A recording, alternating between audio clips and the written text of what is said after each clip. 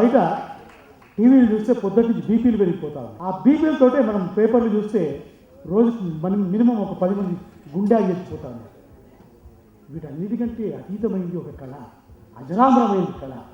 42 సంవత్సరాల కిందట ఆదిలాబాద్ జిల్లా అడవుల్లో నాటకరంగం మీద కళ స్టేజ్ని అడుగుపెట్టాను. అప్పటి నుంచి ఇప్పటి వరకు నాటకరంగం నా ప్రాణం. టీవీకి వచ్చి 19 సీరియల్ చేసిన, 680 డాక్యుమెంటరీ ఫిల్మ్ చేసిన, సినిమా ఇండస్ట్రీకి వెళ్ళిన నాటకం అంటే నాకు చాలా అభిమానం. ఆ నాటకానికి ప్రాణం పెట్టే అభినయ శ్రీనివాస్ అంటే ఇంకా ఎక్కువ ప్రాణం. ఎందుకంటే ఇందాక పెద్దలు పాలసారి గారు చెప్పారు, ఎట్లా చేస్తాడో ఏం చేస్తాడో తెలియదు, ఎప్పుడు ఏదో ప్రోగ్రామ్ తోటి వస్తూ ఉంటాడు. ఇవాళ ఒక చిన్న కరపత్రం తీయడం చాలా కష్టమైన విషయం. అలాంటిది మల్టీ కలర్లో చాలా సంవత్సరాల నుంచి అభినయ అనే మాసపత్రిక తీసుకొస్తున్నాడు, కాంపిటేటివ్గా తీసుకొస్తున్నాడు. ఎందుకంటే ఇది ఒక కమర్షియల్ మ్యాగజైన్ కాదు, కానీ ఆ లెవెల్లో తీసుకొచ్చి అందరికీ పోస్ట్ చేస్తాడు. దాని డబ్బులు ఎవరిస్తారో ఎవరియ్యారో తెలియదు, ప్రతి వాళ్ళకి నెలగానే ఆఫీస్కి వస్తుంది, పేపర్ ఇంటికి వస్తుంది.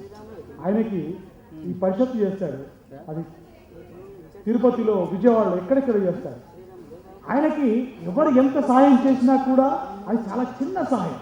ఎందుకంటే ఇవాళ తెలుగు నాటక రంగం ఎంత ఉన్నత స్థాయిలో ఉండాలో ఆ స్థాయిలో లేదు. లాస్ట్ ఇయర్ ఇక్కడ కన్నడ నాటకాన్ని చూశాను, ఆహా అనిపించింది. ఇవాళ ఇక్కడ డిస్కో డ్యాన్స్ లాంటివి ఏమైనా డ్యాన్సులు పెట్టి ఉంటే నిజంగా ఇందాక శ్రీనివాస్ భయ్య చెప్పినట్టు ఇదంతా నిండిపోయింది ప్రాంగణం. హైదరాబాద్లో చాలా నాటక సంస్థలు ఉన్నాయి, చాలామంది నటులు ఉన్నారు, చాలామంది దర్శకులు ఉన్నారు. కానీ ఇవాళ ప్యాక్డ్ ఆడిటోరియం ఉండాలి, కానీ లేదు. ఎందుకు లేదో నాకు తెలియదు. లాస్ట్ ఇయర్ ఇదే చెప్పారు, దయచేసి నాటకం చూపించే మనం వెళ్ళి చూసే అవకాశం ఎలాగో లేదు.